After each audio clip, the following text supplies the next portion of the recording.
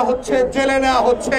কই এস আলমকে তো জেলে নিতে পারেন নাই, বাংলাদেশের বড় বড় লুম্পেন্ট পুঁজিপতিদেরকে তো জেলে নিতে পারেন নাই, বাংলাদেশের গরিব কৃষককে 1 লক্ষ টাকা ঋণ না দেওয়ার কারণে জেলে নিয়ে কি প্রমাণ করছেন?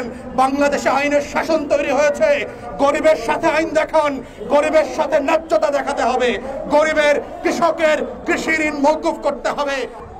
প্রিয় দেশবাসী, আপনারা জেনেছেন বরিশাল বিভাগের দারিদ্রতার দুরবস্থার কথা, এবং আমরা ওখানকার যারা স্টেক হোল্ডার আছি তাদের সাথে কথা বলে জেনেছি কোন কোন বিষয়গুলোকে যদি কাজে লাগানো যায়, কোন কোন ডেভেলপমেন্ট প্রজেক্টগুলোকে হাতে নিতে পারলে বাংলাদেশ রাষ্ট্রের এই দরিদ্রতম বিভাগ আবার ঘুরে দাঁড়াবে।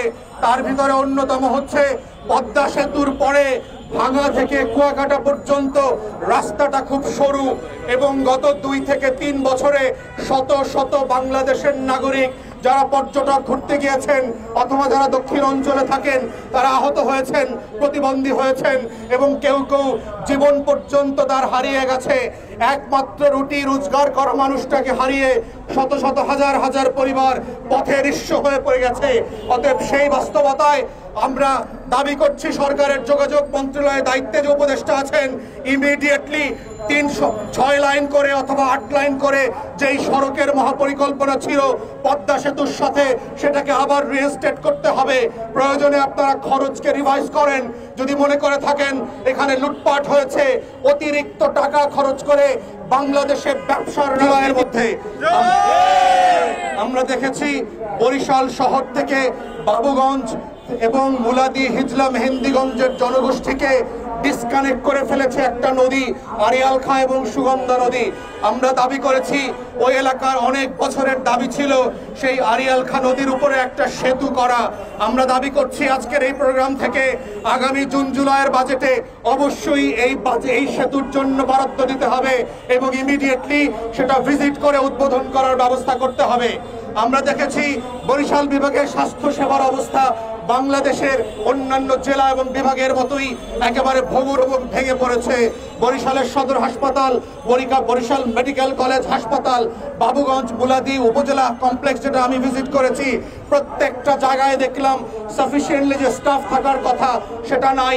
বড় বড় ডাক্তাররা অফিস করেন না, সেখানে রোগীদের যাবার মতো ভালো জায়গা নাই।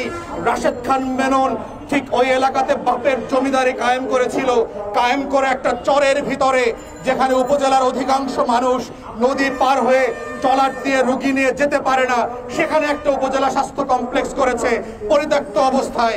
ওই ইউনিয়নের অর্ধেক মানুষও ওই এলাকার ওই চরের ভিতরের হাসপাতালে অ্যাক্সেস করতে পারে না। বাংলাদেশের ডেভেলপমেন্টের নামে গত দশকের পর দশক ধরে যে লুটপাট হয়েছে, বরিশালের সেই বাহেরচরের উপজেলা স্বাস্থ্য কমপ্লেক্স হচ্ছে একটা ক্লাসিক্যাল এক্সাম্পল।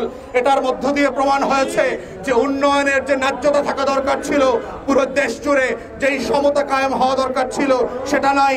আপনারা দেখেছেন ভোলায় বাংলাদেশের অন্যতম বৃহৎ 3টা গ্যাস কেন্দ্র আবিষ্কৃত হয়েছে, কিন্তু বরিশালকে উন্নয়নের জন্য রাখতে হবে। আপনারা জানেন বাংলাদেশে সমুদ্র সীমা বিজয়ের যে নাটক করেছে হাসিনা সরকার, তারপর থেকে বঙ্গোপসাগরে 46টা গ্যাসের ব্লক তৈরি করা হয়েছে, কিন্তু সেটা বাপেক্সকো আমাদের যে জাতীয় প্রতিষ্ঠান আছে তাকে খনন করবার অনুমতি দেওয়া হচ্ছে না। কিন্তু পাশ থেকে আমরা দেখতে পাচ্ছি বঙ্গোপসাগর থেকে ভারত এবং মিয়ানমারের লোকরা এসে, সেখানকার কোম্পানি এসে আমার দেশের পাইপলাইন দিয়ে গ্যাস এবং তেল উত্তোলন করে নিয়ে যাচ্ছে। তাহলে আপনি কি বিজয় করলেন যে এই বিজয়ের পতাকা মালাটা আপনি ভারতকে আর মিয়ানমারকে সঁপে দিয়েছেন? এটা তো ডেভেলপমেন্টের সাথে যায় না। তাই আমরা অনবরত বিলম্বে দাবি করছি যে এই যে 46টা গ্যাসের ব্লক বঙ্গোপসাগরে আছে, সেখান থেকে ইমিডিয়েটলি বাপেক্সকে দায়িত্ব দিয়ে এক্সপ্লোরেশনের ব্যবস্থা করতে হবে। বাংলাদেশের অন্যতম ভিজিটিং জায়গা হচ্ছে কুয়াকাটা। আপনারা জানেন কুয়াকাটা হচ্ছে পৃথিবীর 2টা সি বিচের একটা, যেখান থেকে সূর্যোদয় এবং সূর্যাস্ত 2টা দেখা যায়, কিন্তু সেখানে যাবার মতো যে ইনফ্রাস্ট্রাকচার দরকার, রাস্তাঘাট দরকার, সেটা নাই। আমরা দাবি করছি ঢাকা থেকে শুরু করে প্রত্যেকটা কানেক্টিং জেলার সাথে যেই অবকাঠামো ডেভেলপ করা দরকার কুয়াকাটাকে একটা পর্যটন হাবে পরিণত করবার জন্য, সেটা করতে হবে। একটা ডোমেস্টিক এয়ারপোর্ট করা কুয়াকাটাতে খুবই জরুরি হয়ে গেছে। একটা ছোট্ট এয়ারপোর্ট করলে কক্সবাজারের মতোই কুয়াকাটা বাংলাদেশের আর একটা অর্থনীতিকে সাপোর্ট সাপোর্ট দেওয়ার মতো একটা বেস তৈরি হবে। বঙ্গোপসাগরকে ঘিরে বাংলাদেশের পর্যটন শিল্প এবং মৎস্য শিল্পকে ডেভেলপ করার সুযোগ আছে, সেটা করা হচ্ছে না।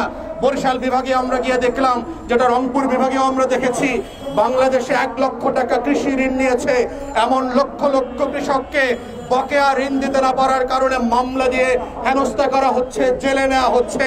কই এসালামকে তো জেলে নিতে পারেন নাই, সাথে আইন দেখান, গরিবের সাথে ন্যায্যতা দেখাতে হবে, গরিবের কৃষকের কৃষি ঋণ মওকুফ করতে হবে। টাকা না, তাই বাংলাদেশ বরিশাল থেকে শুরু করে সারা বাংলাদেশের কৃষকের ঋণ মওকুফ করতে হবে। এই বাস্তবতাকে ঘিরে বাংলাদেশের কৃষি অর্থনীতি যেন ভেঙে না পড়ে। কৃষককে জেলে নেওয়ার এই নাটক বন্ধ করেন, সুদে আসলে কৃষকের কৃষি ঋণ মওকুফ করেন, নতুন করে লক্ষ লক্ষ কৃষক এবং বেকার যুবকদেরকে কর্মসংস্থানে ফিরিয়ে নিয়ে আসার জন্য যে ইন্টারেস্ট ফ্রি মাইক্রো ক্রেডিটের ব্যবস্থা করেন।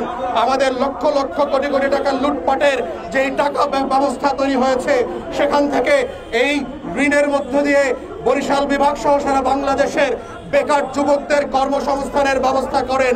এভাবেই বাংলাদেশের একটা বিভাগ যদি উন্নত হয়, অর্থনীতি ডেভেলপ করে, অর্থনৈতিক অঞ্চলের মধ্য দিয়ে কর্মসংস্থান তৈরি করা যায়, এটা বাংলাদেশের জাতীয় অর্থনীতিতে প্রচন্ড রকম প্রভাব ফেলবে। বরিশাল থেকে লক্ষ লক্ষ মানুষের ঢাকায় আসার প্রবণতা কমে যাবে, এটার মধ্য দিয়ে ঢাকা খালি হবে। এবং এটাই হচ্ছে উন্নয়নের যে বিকেন্দ্রীকরণের কথা আমরা বারবার বলছি।